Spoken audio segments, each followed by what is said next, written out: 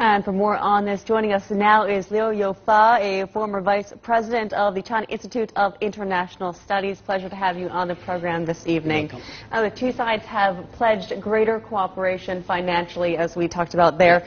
But with China heading up the AIIB and Japan giving money to the ADB, does this make them competitors?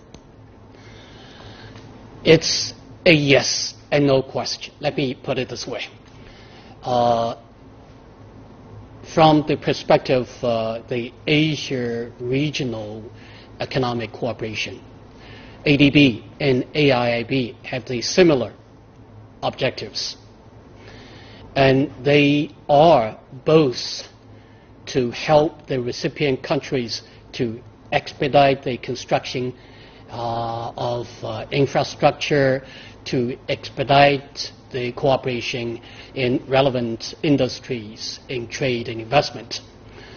From the broad perspective, Asian countries need a lot of capital injection, which would come to trillions of US dollars, to say the least.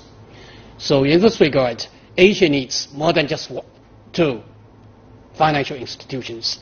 They need to join hands to help promote the infrastructure construction across the region.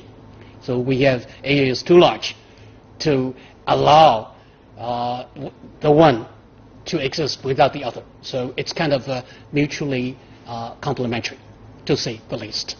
And a follow-up with that, how do China and Japan, how do they work together to develop financial institutions when they are members of different ones? I said earlier, Asia economic development warrants the existence of two and more, maybe in the future. From the technical perspective, the two institutions are both based on the market rules.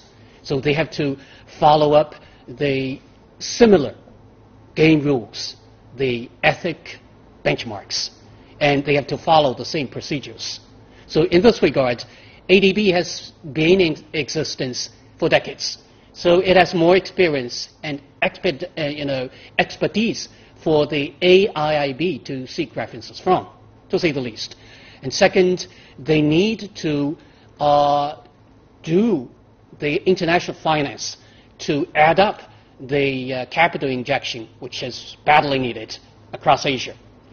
And thirdly, they need to liaise with each other with regard to the total layout of the cross-boundary key projects. They need to carry out policy coordinations in terms of the benchmarks and how to help the other side to push forward the construction without, having detrimental impacts on the recipient economies. Back to you.